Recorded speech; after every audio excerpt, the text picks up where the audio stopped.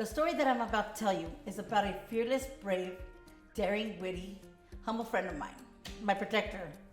Don't get it twisted though, because she is also funny, full of energy, with characteristics of a child. She has a personality that will draw you in. She is my best friend, and the reason that I went unharmed while we were on the streets. The one that never left me and always stayed by my side, no matter what. She has always been loyal to me and to the other people she loves. Her name is Princess, and she is an American Staffordshire Terrier, also known as Bruno's Pit.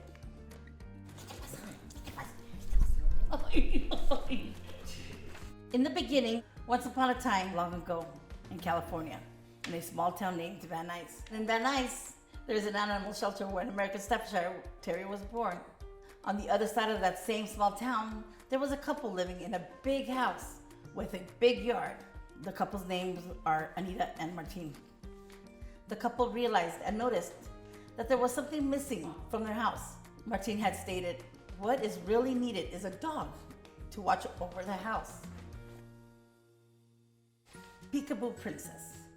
One day the couple's friend Beaver came to visit them. With him he had a dog. Her name is Princess. Beaver was told that they were looking for a dog. And then Anita bought Princess from Martin. Martin was happy. As for Anita, she wasn't so happy. Especially when Princess would go MIA. Anita would call out for her, "Princess!" But she was nowhere to be found. When Anita had asked her roommates, they would giggle and lift their blankets up. And there she was, warm and relaxed. Anita would burst out yelling, "Oh, hell no! That's not why we got you. We got you to watch over the yard and bark when people come in, not to be under people's blankets and sleeping." Princess started showing progress. Not too long after Princess joined her new family, she was doing what was expected from her. When someone would get too close to the fence or come in the backyard, she would run looking for Martin or Anita. She would then point towards the backyard to indicate that someone was out there. Slowly, Anita was getting used to Princess, but Martin was happy with her. But as for Princess, well, let's just say who wouldn't be happy to finally be in their own home, where she was given all the extra leftovers and be fed like a princess. The tragedy. On one cold, gloomy day, a sadness came upon Anita. It was the day that Martin passed away. Now with him gone, Anita was all alone and felt empty. Anita was not doing so well. She was getting sick more frequently from all the stress. Days later, Anita's sister-in-law told her she had to leave the house. She stated, "I don't care what you do or where you go." The following day, Anita was removed from her home of 10 years. Anita got out of jail the very next day. When she showed up to the house was boarded. She had to accept Martin wasn't ever coming back.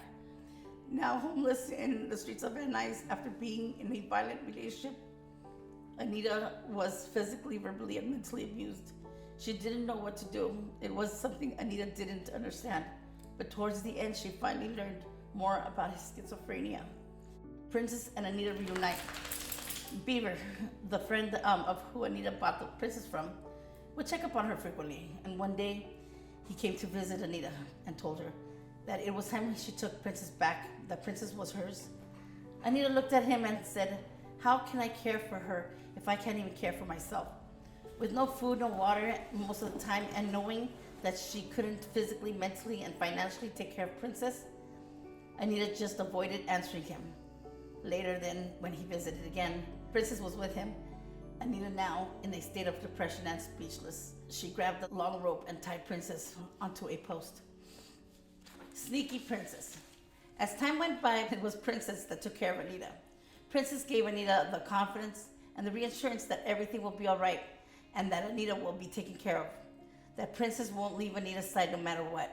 I can't say that for the rest of the homeless people because they have to watch over Princess very closely. For one day, a guy was hollering, screaming, and cursing up a storm of who had taken his bag of food from the corner. Of Anita's eyes, she noticed Princess walking as fast as she could with a mischievous look in her eyes. She was thinking to herself, "I gotta hurry up before they catch me." Anita laughed, proud of having Princess in her life. Not without her. During this time, Anita was working with PATH, People Assisting the Homeless. One of the branches is located in the building with an agency named Cornerstone. PATH would visit Anita to start her process for a voucher to get her housed.